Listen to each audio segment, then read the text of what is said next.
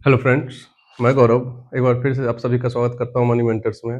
और आज का जो हमारा टॉपिक है, मैं 5 ऐसे म्यूचुअल फंड के बारे में आपको बताऊंगा जो पिछले 2 साल में 40% से लेकर 60% तक रिटर्न दिए हैं। जिसमें से पहला हमारा जो है, वो है एचडीएफसी डिफेंस फंड, जो कि पिछले 2 साल में 60% का रिटर्न दिया है। 60% का रिटर्न तो दिया है, मतलब कि ये जो 2 साल पहले, अभी 2025 चल रहा है, तो 2023 में जो इन्होंने इसमें इन्वेस्ट किया होगा, उसको भी 60% का रिटर्न मिल रहा होगा। अभी इसमें इन्वेस्ट करने से पहले इसकी थोड़ी बेसिक जानकारी होना ज़रूरी है, ठीक है? जैसे मैं आपको बताना चाहूँगा कि इसका शुरुआत जो है सो जून 2023 में हुआ था, ठीक है? ये लॉन्च जो है जून 2023 में हुआ था। इसके फंड मैनेजर जो हैं वो राहुल बाइजल एंड प्रिया रंजन है। इसमें जब भी आप किसी म्यूचुअल फंड में इन्वेस्ट करते हैं, तो उसमें फंड मैनेजर जो है उनका बहुत बड़ा रोल होता है। इससे क्या है कि आप जब किसी म्यूचुअल फंड में इन्वेस्ट कर रहे हैं, तो आप उसके जो फंड मैनेजर है उनका भी एक बार हिस्ट्री देख सकते हैं कि उनका कितने साल का एक्सपीरियंस है, कहाँ पे उन्होंने काम किया है, उनका बेंचमार्क क्या रहा है। तो इससे भी आपको काफ़ी कुछ सपोर्ट मिलता है, ठीक है? अब मैं अगर इस म्यूचुअल फंड का एयू बताऊं, तो ये है 6,664 रुपया का, ठीक है? ये मैं डाटा आपको दे रहा हूँ 31 मई 2025 तक का, ठीक है? अब एक्सपेंस रेशियो,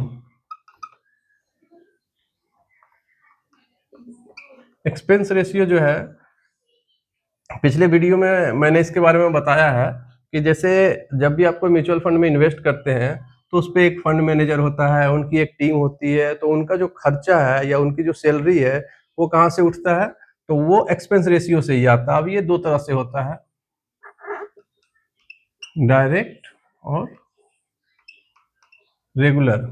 अगर आप डायरेक्ट करते हैं, तो आपका एक्सपेंस रेशियो है 0.71% और रेगुलर में है 1.77%, ठीक है?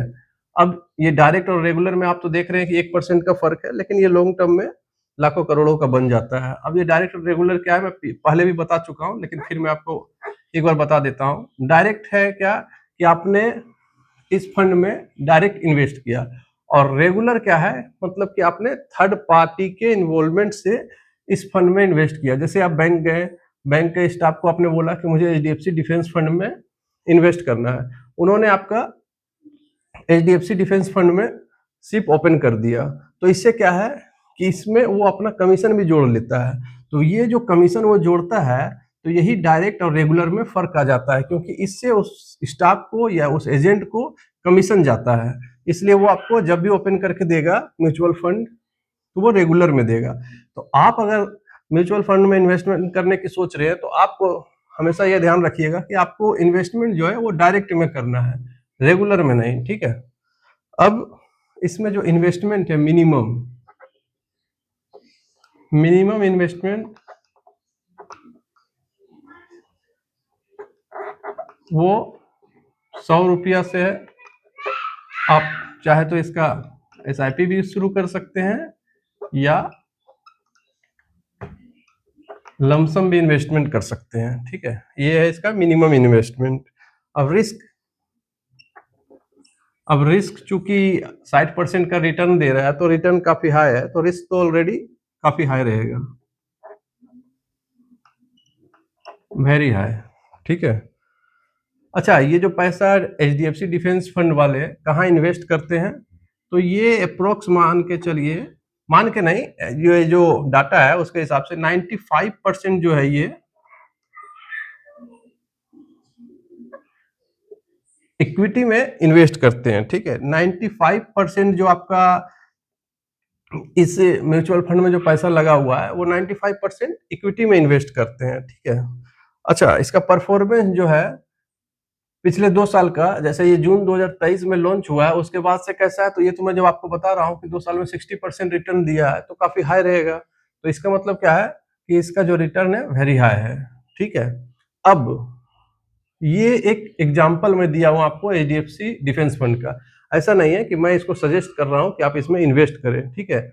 ये एक एग्जाम्पल है, आप जिस भी म्यूचुअल फंड में इन्वेस्ट कर रहे हो तो अपना एक वित्तीय सलाहकार से इसके बारे में जरूर जानकारी ले लें। ऐसा नहीं कि आपने इसमें इन्वेस्ट कर दिया, इसके बाद ये नेगेटिव चला गया तो आप बोले कि हाँ आपने इसमें बोला था। तो जिसमें भी इन्वेस्ट करें आप अपने सूझबूझ से इन्वेस्ट करें। मैं ये एक एग्जाम्पल के तौर पे लिया हूँ, ठीक है। अब अगर आप किसी में इन्वेस्ट कर रहे हैं तो इसमें कई और चीजें होती है टेक्निकल जो देखना पड़ता है, जैसे अल्फा, दूसरा है बीटा, तीसरा है गामा, चौथा है एक्सपेंस रेशियो, पांचवा है स्टैंडर्ड डेविएशन, ठीक है। तो ये कई चीज जो है टेक्निकल जो कि किसी म्यूचुअल फंड में इन्वेस्ट करने से पहले देखना जरूरी होता है। और ऐसा नहीं है कि ये 2 साल में अगर 60% का रिटर्न दिया हो तो आने वाले समय में भी ये ऐसा ही रिटर्न देगा। तो ये सब अपने सूझबूझ से लेना है।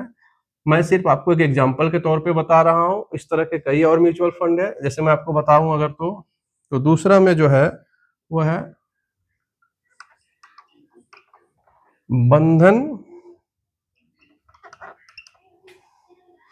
Small cap fund.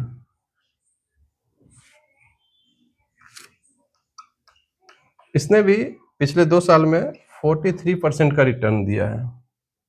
तीसरा जो है वो है एसबीआई का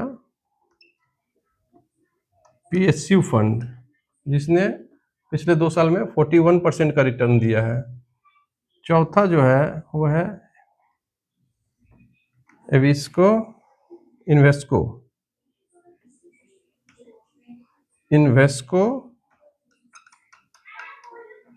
इंडिया पीएसयू फंड, जिसने 40% का रिटर्न दिया है। और पांचवा जो है वो है LIC mutual fund infrastructure fund, इसने भी पिछले 2 साल में 40% का रिटर्न दिया है। तो मैं ये एक डाटा सिर्फ आपको दे रहा हूँ कि आप ऐसे चेक करके इसमें इन्वेस्ट करके ज़्यादा से ज़्यादा प्रॉफिट उठा सकते हैं।